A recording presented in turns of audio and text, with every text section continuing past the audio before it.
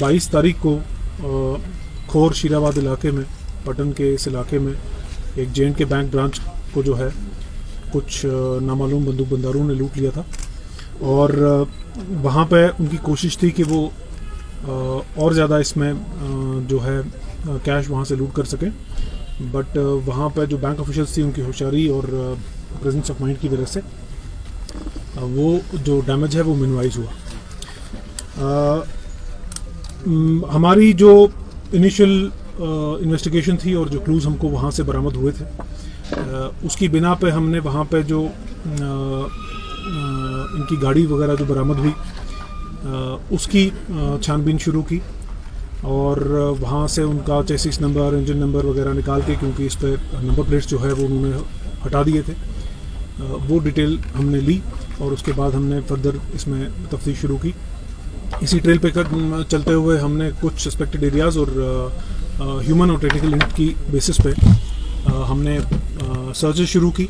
Searches काफ़ी देर तक चली और हमारे पास कुछ और क्लूज़ भी आए थे और उनको देखते हुए हमने जो है काफ़ी और लीड्स और क्लूज़ इसमें हासिल किए। इन्हीं लीड्स के चलते चलते जो है हमें कल सुबह वहाँ पे जो एक गाड़ी हाईजैक हुई थी जो उन्होंने वहाँ से फ़रार होने में इस्तेमाल की थी,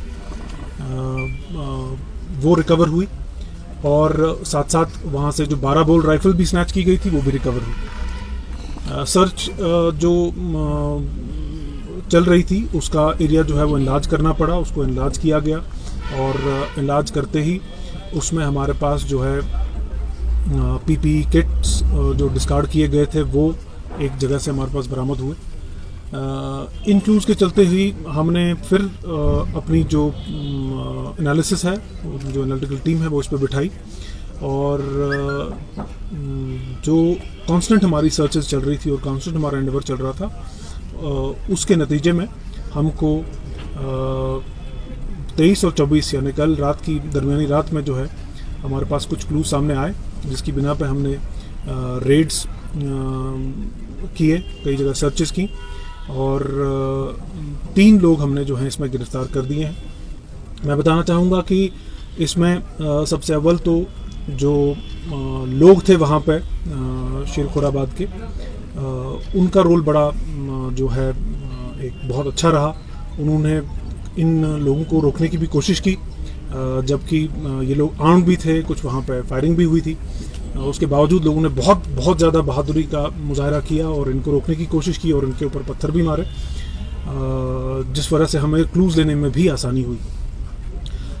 तो ये तो सबसे इम्पोर्टेंट और सबसे पहली बात थी। और इसके अलावा जो हमने पहले तसव्वुर किया था कि इसमें एक लूट का एक जो है सिलसिला चला आ रहा था और साथ में ये उसमें एक कड़ी थी और हमें ये लग रहा था कि लूट का ये एक मॉड्यूल है, लेकिन इसमें जो तफ्तीश में अभी तक हमारे पास सामने आया है ये काफ़ी एक सीरियस टर्न ले चुका है। इसमें हमारे पास इन लोगों की मुलविस ये पाए गए हैं जो पिछले महीने अर्लियर दिस मंथ जो एक सिविलियन मारा गया था बड़गाम इलाके में, वो काम भी इन्होंने ही अंजाम दिया था और इनसे जो वेपन रिकवर हुआ है उससे अभी तक ये तस्दीक हो चुकी है। वहाँ पे जो नसीर अहमद खान वल्द गुलाम मोहम्मद खान बुचीपुरा मागाम में जो 11/4 को एक सिविलियन मारा गया था, वो कारनामा भी इन्हीं का है। इसके अलावा ग्रामीण बैंक उगमुना कुंजर 12 मार्च को, ग्रामीण बैंक पंजीनारा 16 मार्च को, J&K बैंक चांदीपुरा 24 मार्च को और J&K बैंक खुर्शीराबाद 22 अप्रैल को। उससे पहले इन्होंने पेट्रोल पंप एक बड़गाम में 18 फरवरी को वो भी लूटा और वहाँ से भी इसमें इन्होंने जो है वहाँ से कैश रकम बरामद हुए।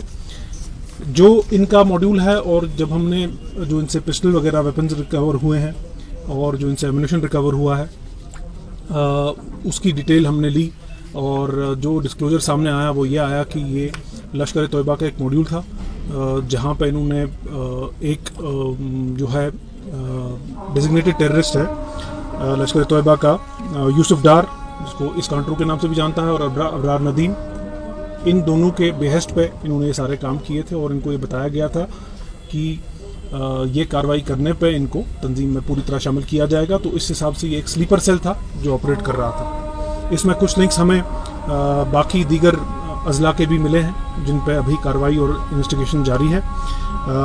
अगर मैं आपको ये बताऊं कि इनलिस्टेड हमारे पास क्या क्या रिकवरीज हुई हैं, तो इसमें हमारे पास एक Chinese pistol, 2 magazine, 25 round, 2 12 bore rifle, इन 12 बोर राइफल के कुछ कार्ट्रिजेस, एक जो पाउच पहनते हैं जिसमें एम्यूनिशन वगैरह रखा जाता है वो, 2 अदद मल्टीपर्पज़ नाइफ एक मिली है, पीपी किट्स जो बरामद हुए, इसके अलावा व्हीकल्स जिसमें ये भागे थे, जो उन्होंने बाकी अर्लियर कामों में भी अंजाम दिया है वो, और एक वेपन टाई चेन।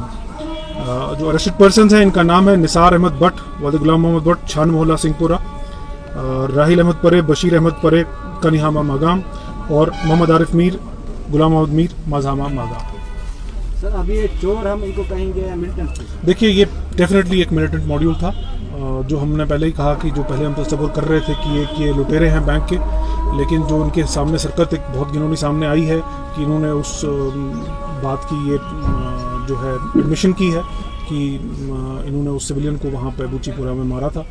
तो उसके अलावा इनके जो लिंक्स हैं वो क्लियरली लश्कर तोयबा से हैं। तो वो चीज़ सामने आते ही इसको हम ये क्लियरली साबित हो गया कि ये एक मिलिटेंट मॉड्यूल था, एक स्लीपर मॉड्यूल था जो इस एरिया में एक्टिव था। सर कितने केसेस रिकवरी की लिस्ट मैंने अभी आपको पूरी दे दी। केसेस कितने साल हो गए पकड़ने के?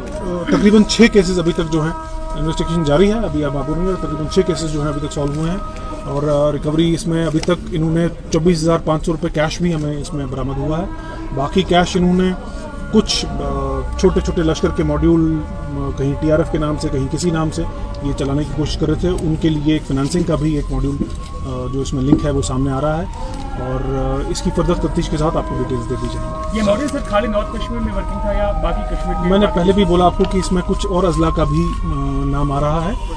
मैं इतना कहूँगा कि नॉर्थ कश्मीर तक ही महदूद नहीं था, इसके अलावा भी कई जगह पर ये इसके जो फुटप्रिंट्स हैं वो दिख रहे हैं, बट इस वक्त पे स्टेज पे उसके बारे में बात करना सही नहीं रहेगा।